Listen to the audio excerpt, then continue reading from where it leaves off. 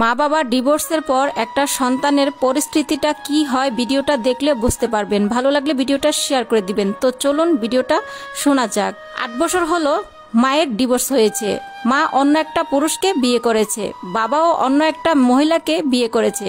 রাকিব পড়ে গেল দুই ন্যায়ের মাঝে। রাকিব বাবার কাছে গেলে বলে তোর মায়ের কাছে যা, কিন্তু মা বোঝে না। বাবার কাছে যদি জোর করে 2 দিন থাকতে চায় তাহলে সৎমা বলে এই ছেলে যদি তোর ঘরে থাকে তাহলে আমি থাকবো না। এইভাবেই সবার লাথি খেয়ে দিন কেটে যায়। আল্লাহকে বিচার দেয় ছেলেটা। এরকম করতে করতে একদিন ছেলেটা তার মায়ের কাছে গেল। মার কাছে গিয়ে বলে মা আমি তোমার কাছে থাকবো। মা বলে কেন, তোর বাবা কি তোরে কিছু বলেছে? ছেলেটা বলে হ্যাঁ আমাকে অনেক কিছু বলেছে, আমাকে মারে খাবার দেয় না। মা ও মা আমাকে একটু খাবার দাও, আমি অনেকদিন হলো ভাত খাই না। মা তখন বলে খাবার আছে কিন্তু তোর বাবা খাবে, তোকে কি করে দিব? ছেলেটা বলে দাও না মা, একটু দাও, খিদা পেয়েছে। মা তখন বলে আচ্ছা দিতেছি, একটু বস। ছেলেটা বলে মা তোমার পায়ে পড়ি, একটু খাবার দাও, আর আসবো না, কথা দিলাম। মা বলে আচ্ছা একটু বস, আমি দেখি কি করা যায়। ছেলেটা বলে যে না মা আর আসবো না, কখনোই আসবো না, একটু খাবার দাও। তারপর কি যেন ভেবে তার মা তাকে একটু খাবার দেয়। ছেলেটা ভাত দেখে অনেক খুশি হয়। যখন হাত বাড়িয়ে ভাতটা নিতে যাবে তখন ওর বাবা এসে বলতেছে এই তোকে কতবার বলেছি এই ছেলে যদি আসে তোকে ছেড়ে দিব। এটা বলে ভাতের প্লেটটা নিয়ে নেয়। ইনি হলেন ছেলেটার মায়ের নতুন জামাই। মা তখন বলতেছে ওর অনেক খিদা লাগছে তাই একটু খেতে দিয়েছিলাম, আর কোনোদিন আসবে না, মাফ করে দাও।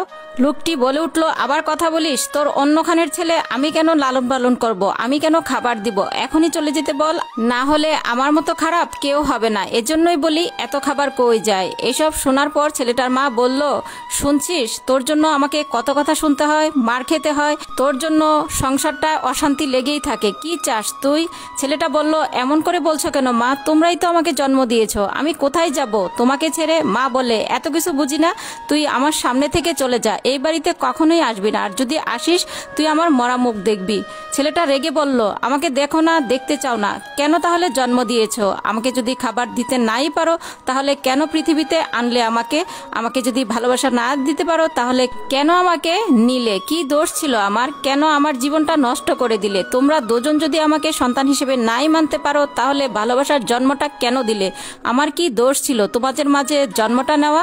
আমার কি ইচ্ছে করে না পরিবারের সাথে থাকতে, বাবা মার সাথে থাকতে? এই সময়টা যদি নাই পালন করতে পারো তাহলে কেন মেরে ফেললে না? কেন আমাকে জন্ম দিলে? তোমরা নামই বাবা মা, কাজের না, তোমরা বাবা মার নামে কলঙ্ক।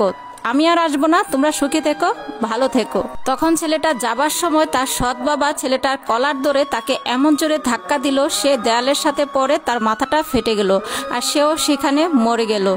এটা দেখে তার মা চিৎকার করে কাঁদতেছে আর ছেলেটার মৃতদেহটা যেন বলতেছে মা তোমার কাছে ঠাই হলো বুঝি আমি মারা যেতাম না, তোমার কাছে একটু ভাত পেলে আজ হয়তো শেষ হতাম না। বাবা মা তোমরা এক থাকলে হয়তো আজ বেঁচে থাকতাম। মা তুমি কি পারতে না অন্য কোথাও বিয়ে না করে আমাকে মানুষ করতে?